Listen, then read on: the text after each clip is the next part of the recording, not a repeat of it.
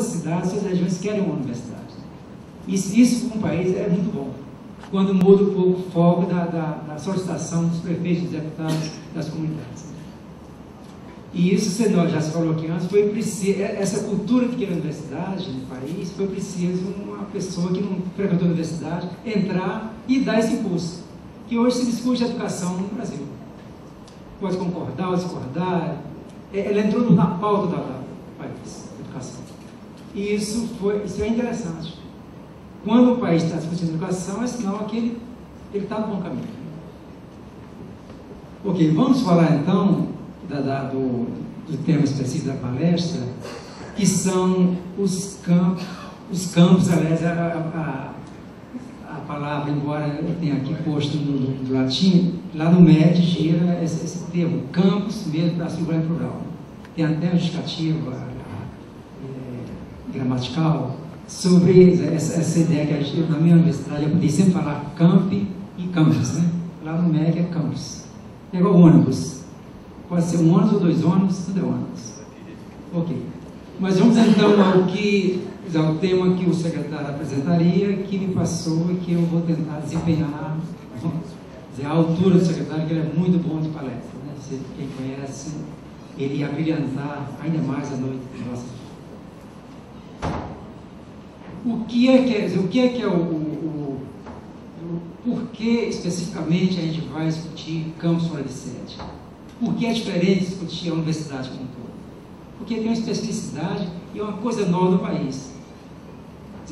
É evidente que a gente vai ver até aqui durante a palestra, tem campos antigos, mas com essa desenvoltura, com essa expansão, com essa play de problemas, de bons problemas, isso é novo. Isso veio com a expansão real. Tem alguns campos que veio da primeira fase da expansão, mas a grande maioria veio em 2007 para cá.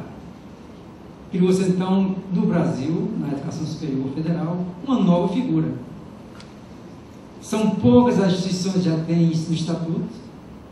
Eles, em geral, os dirigentes de campus não têm ainda, boa parte, assento nos conselhos universitários, nos conselhos superiores. Quando tem, somente, é não estatutário ainda. Quer dizer, o problema do organograma, em algumas nem consta ainda. Então, é uma coisa nova. E é uma coisa pulsante e é fundamental para a expansão. Se não houvesse campos fora de sede no interior, não tinha expansão para valer. Teria mais universidades nas sedes das capitais, e todo o problema que existia antes, que fez com que eu saísse lá do interior do Ceará para estudar no Rio, ia continuar acontecendo. E acontecia antes da gente, isso é comum, todos nós, mais antigos. Você ia estudar, terminar o que na época chamava científico, hoje é o terceiro ensino médio, acabava e parava. E corria e parava. Ou o pai tinha recurso para mandar para a capital, ou você ia fazer concurso para o Banco do Brasil, quando ia ser padre. Você tinha que escolher esses dois pontos. Então, ou ia conhecer a capital, como foi o meu caso. Tive a sorte de ter um tio que morava no Rio, fui estudar no Rio. Então, mas isso era comum em qualquer região do Brasil, você terminar o ensino médio e parar, porque não tinha. Recentemente houve uma expansão grande das particulares e entrou em todo o Brasil, capitalizou. Mas o ensino público, boa parte dele é de qualidade, e o ensino gratuito é recente. A capilaridade dele, a interiorização, veio através dos campos fora de sede, que é o tema da nossa palestra, e a função vocês vão discutir amanhã. Ok, basicamente, trocando um palavreado mais elegante, é o que nós falamos. Foi fundamental e é importante para qualquer expansão que tenha essa penetração das sedes, que em geral ficam nas capitais, né, boa parte delas, para o interior. E isso se dá via campus. Boa parte da interiorização do Brasil é via campus, né? Tem algumas comunidades, mas o principal é via campus. Né?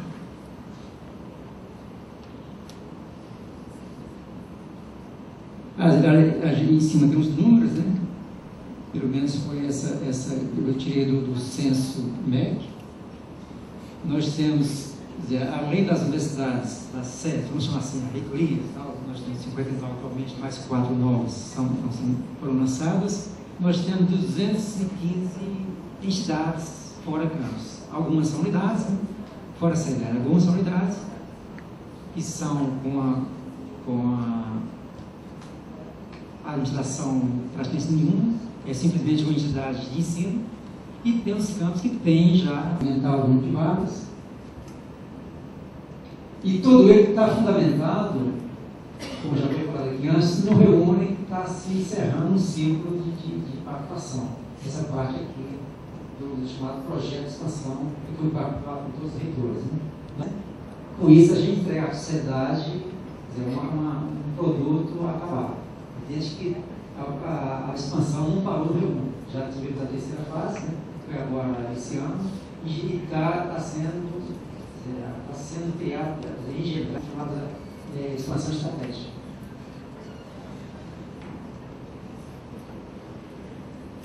Ok, aqui é para... Esses são os campos que existiam, né? Nessa fase mais recente da expansão, ainda está, como se falou antes aqui, ainda está, alguns estados têm bastante concentração de prefeitos mais usados, conseguiam implantar, alguns governadores davam suporte, mas essa coluna é interessante que a gente vê que a construção de expansão qualificada recentemente.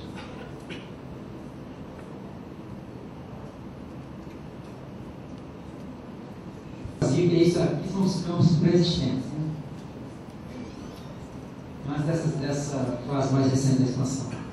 No anterior, na fase 1, eu uso bastante a Universidade do Norte, nessas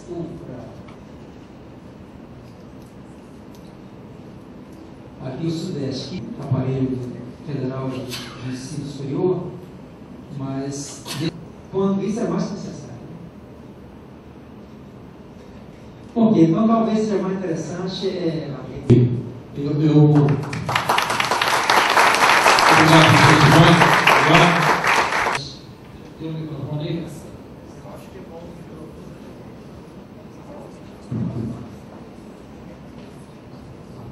Boa noite. O nosso campus de Sorocaba, ele começou na expansão 1. Aí nós passamos pelo Reúne. E agora nós vamos ter um novo projeto do campus Reúne. Né? O que aconteceu quando veio o campus Reúne? Esqueceu-se a expansão 1. Então nós ouvimos relatos de que o próprio Fórum dos Leitores não reconhecia a expansão 1 como uma situação que deveria ser atendida pelos recursos do Reúne. E por outro lado, ouvimos também relatos dizendo que para o MEC era o contrário, que tudo deveria entrar nos recursos do Reúne. Então, a expansão foi esquecida, veio o seu Reúne, que agora nós vamos ter o fechamento. E aí fica a pergunta, será que vai ficar esquecido o Reúne também quando vier um novo projeto de expansão? Então eu queria saber do representante do MEC o que está planejado para a expansão 1, para esse Reúne que está acabando e para o futuro, porque essa é a grande incerteza de nós todos. No dia a dia atribulado dos trabalhos, a gente quer saber o que tem para frente. Porque senão a gente cansa e não sabe se vale mais a pena caminhar. Vamos à segunda pergunta, parece. Eu identifico que o professor Gonçalo, do campus da cidade de Goiás, mais ou menos nessa mesma linha, mas por uma outra curiosidade. Concretamente, tem uma previsão realista de um novo projeto de expansão? Essa é a pergunta. Mas na pergunta é embutida uma preocupação que é a seguinte: por uma série de problemas, que não interessa agora citar, alguns campos foram criados e dentro deles alguns cursos com sérios problemas. Até de inadaptação do próprio meio que foram criados. Né? Então a pergunta é: há alguma previsão realista próxima de um novo projeto de expansão? E pegando o gancho, sem deixar de considerar problemas na criação do projeto de alguns cursos em alguns campos.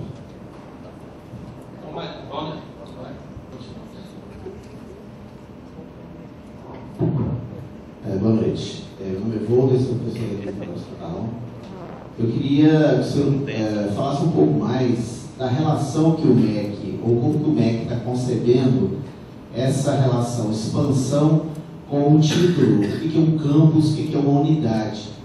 Porque é o que a gente estudou rapidamente aí, que parece que se cria unidades e chama isso de campus, e vice-versa. Então, se o MEC tem algum estudo dessa relação, porque eu acho que talvez isso envolve também essa ideia de expansão, não só do ponto de vista financeiro, mas do ponto de vista estratégico que o MEC está querendo com esses projetos de expansão 1, reúne, e a possível expansão estratégica que o senhor fez referência.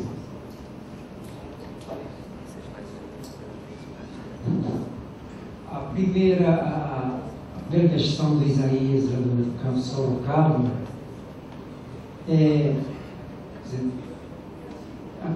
praticamente ele está preocupado em como é que vai ficar as expansões anteriores, a expansão 1, que foi o caso de Sorocaba, foi criada a expansão 1, prefeito antigo. Sorocaba, a expansão 1, reúne, como novo campus do de Muri. Sorocaba, nós vamos ter que ajudar O que é que o MEC está pensando em relação à expansão 1? em relação a tudo, porque Não, o ok. projeto é planejar novo e Ó, todas as expansões, tudo que é feito é pactuado com a administração superior da universidade. O que é pactuado? Aliás, é pactuado, eu quando no estado do MEC pensava que era pactuado na conversa. É assinado mesmo. Você fala, você vai receber orçamento durante tantos anos, tantos milhões, tantas vagas, aí a negociação, não, isso aí é pouco, isso aí é muito, então depois que chega a um acordo entre as duas partes, aí assina, o MEC assina, a reitora assina, e aí é armazenado, é guardado. É guardado a parte digital e é guardado o documento físico. Então, provavelmente, há no MEC uma pactuação entre o reitor, no caso lá, o campus Muri é da UFABC. O Muri é Lagoa dos Sinos, é o UFSCar, reitor Targino. Ok. Provavelmente, na época da expansão, já era o professor Targino, ou não, ele começou, pactuou. O que é que pode acontecer? Que veio o reúne. Isso tudo é aprovado nos conselhos universitários. Né? Como é que vai ser, quanto vai ser, quantos cursos vão ter. Provavelmente, eu não sei que internamente o MEC não tem autoridade, nem conhece a parte interna da universidade, ou alguma coisa que você está comentando que eu esqueci da parte 1 da expansão. E se na expansão, vamos chamar assim, expansão 3, com a criação do campus Lagoas do Sim, se por acaso o Conselho Universitário da UFSCar achar por bem passar uma parte para outra, isso não é bom, porque está pactuado. Pactuado é como um projeto que a gente faz CNPq. Eu fiz um projeto para transformar essa água aqui, tirar um pouco mais de oxigênio e botar toda essa água. Meu projeto tem o plano e tem a conclusão. Se eu, ao final do meu projeto, não apresentar aquilo, eu vou justificar. Ele não vai ser punido, mas vou justificar porque eu não cheguei a essa conclusão. Nenhuma universidade vai ser punida, vai ser por não ter atingido as metas da população. Ela vai ser, vamos ajudar a resolver esse problema. Agora, especificamente no caso do campus Sorocaba, se está esquecido, eu não sei qual e que ponto está, é que foi uma população mal feita, ou então foi uma população atropelada pelo reúne. Que não é comum isso acontecer. Eu vi um campus da expansão 1 e com a expansão 2, aquele campus foi de novo incorporado. Não é comum acontecer isso.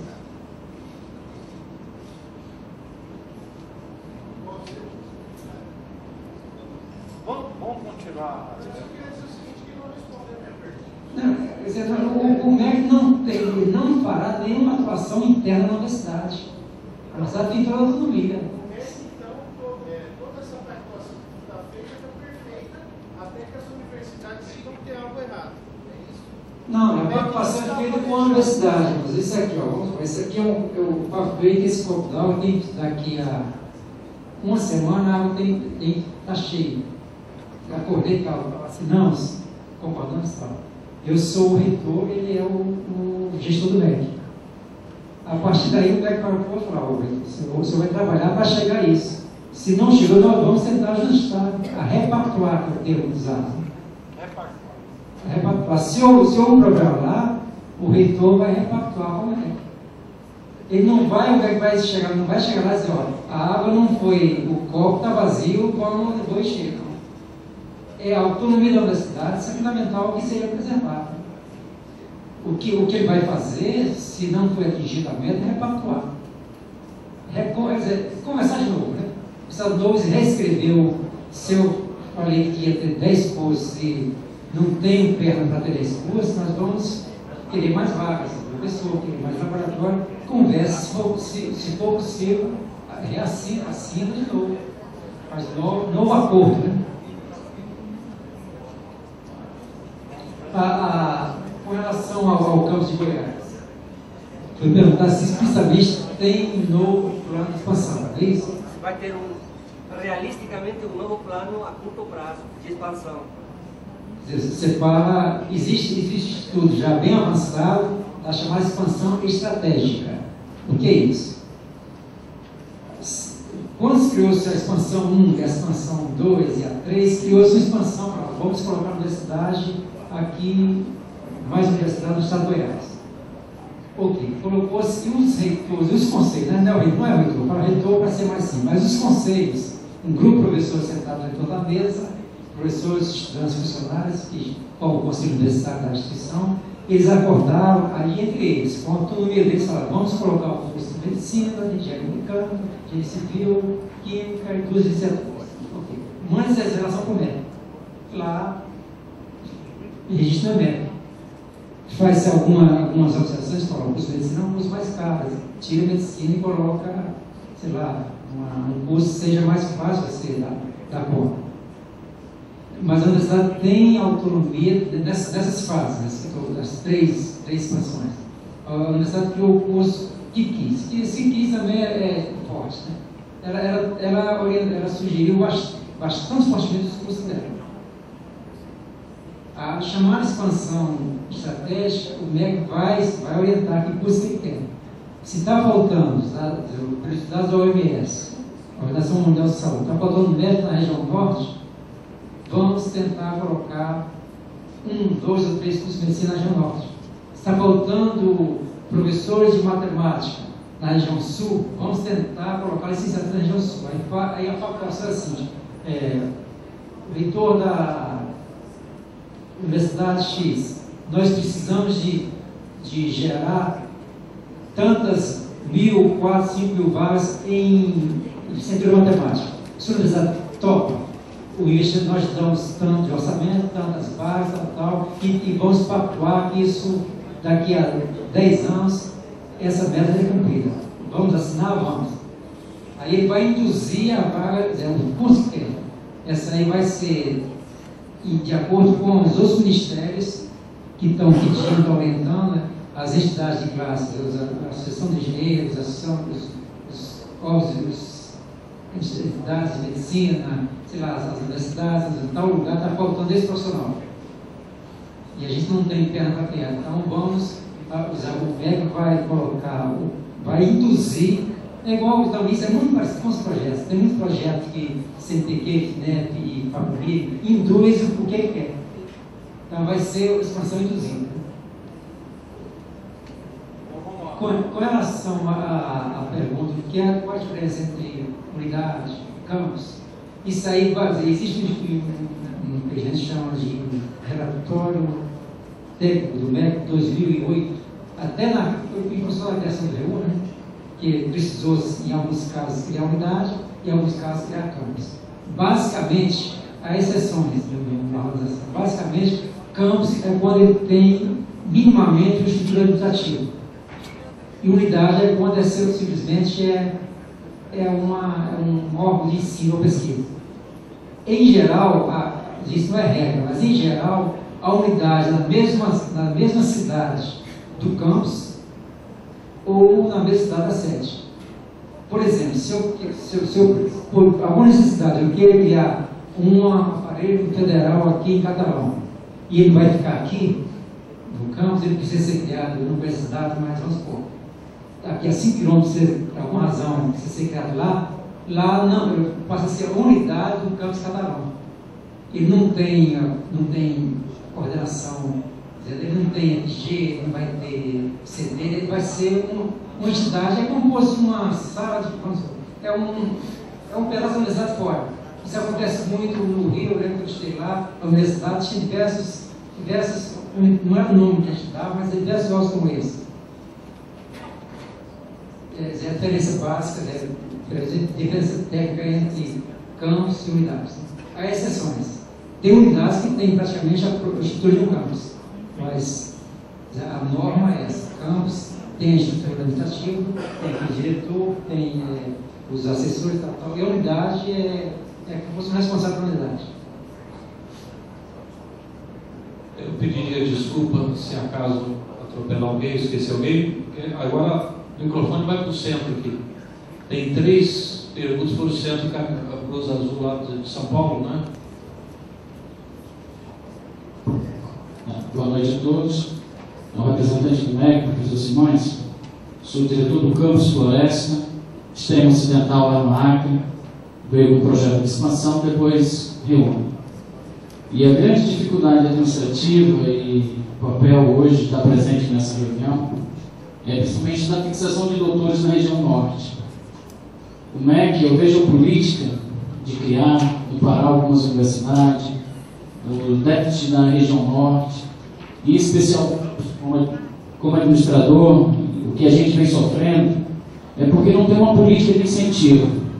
Esses doutores que fazem concurso, pouco tempo depois, retornam, exoneram, vai para outras instituições, e aí fica aquele déficit local naqueles cursos, e você tem a pactuação, você tem que cumprir, você tem que concluir aquele curso. O MEC tem que abrir uma política nessas estratégias, nessas assimetrias, que é muito grande, principalmente na região norte, de buscar uma política junto com o incentivo da expansão, da criação de novos campos e de consolidar os campos que existem, pensando nisso, na fixação de pessoas, doutores, onde nós temos um problema que é grave. A exemplo, outras instituições tinham políticas de incentivo local pelo reitor. Posso estar aqui, acho que tem colegas do Tocantins, mas Tocantins, inicialmente, os professores ganhavam uma data, um terreno para se fixar, para morar, e a Universidade de Tocantins assim cresceu e hoje é referência. Nessas grandes situações desses campos, tem que também ter uma política de incentivo. E abrir uma política também de conversa direto com o MEC sobre os campos. Eu acho que esse encontro, nós ficamos, por exemplo, algumas logísticas, por exemplo, o meu campus está a 700 quilômetros da sede, onde o acesso se dá apenas por avião, ou de barco, ou só no período de estiagem amazônico, que é 3 meses. Ainda estão em consideração de fechar uma rodovia federal para ter acesso contínuo. E às vezes você não tem espaço e movimento para discutir as suas demandas locais. E aí o MEC tem que ter uma estratégia política de abrir uma negociação direta com esses campos, porque senão vai criar logo esses campos aqui. Vai haver uma cobrança da comunidade e esses campos não vai ter o efeito que precisa ter. Obrigado. Tem outra pergunta aqui no centro, depois você. Bom, boa noite a todos. Prazer em conhecê-los, que eu não conheço. Queria dizer que eu acho que nós não estamos aqui